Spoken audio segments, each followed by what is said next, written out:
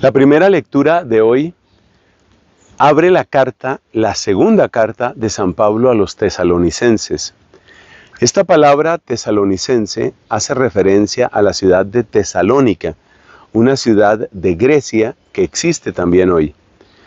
Una cosa curiosa que tiene la comunidad cristiana de Tesalónica es que el primer documento que fue escrito del Nuevo Testamento muy posiblemente fue precisamente a los tesalonicenses y corresponde a la primera carta a esa comunidad. Pero aquí estamos con la segunda carta y es siempre muy interesante ver cuáles son los deseos que Pablo expresa cuando se dirige a una comunidad cristiana. Porque nosotros también somos comunidad cristiana. Y por eso las palabras con las que él saluda a esa comunidad son palabras y deseos que nosotros podemos aplicar a nuestra vida. Y de eso es de lo que quiero hablarles en esta oportunidad.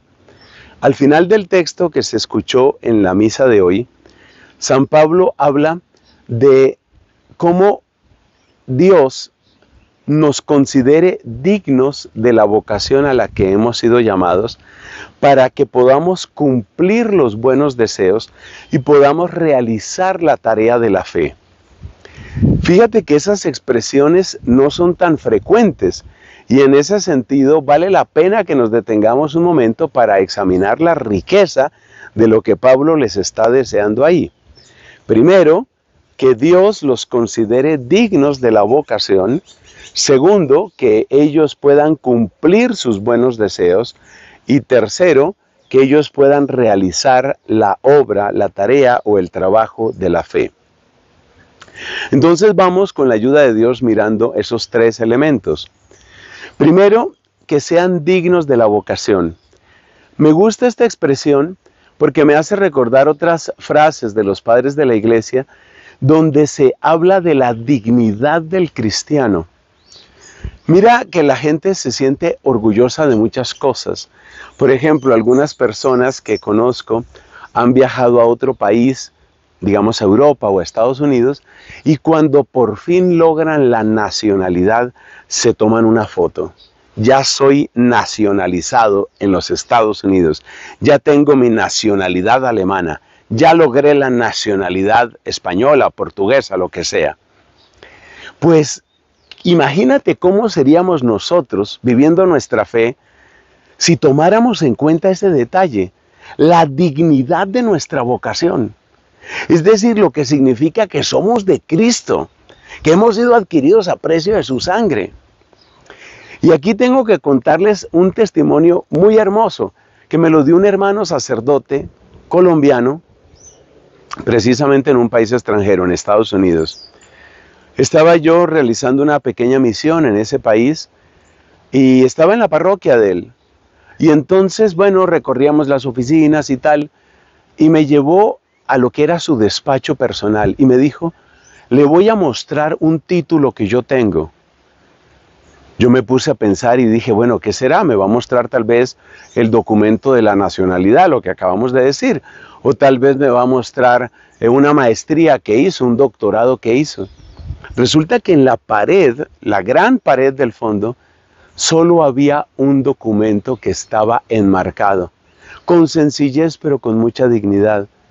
¿Y sabes qué era lo que tenía enmarcado este hombre? Me parece tan hermoso, es una lección que jamás olvidaré.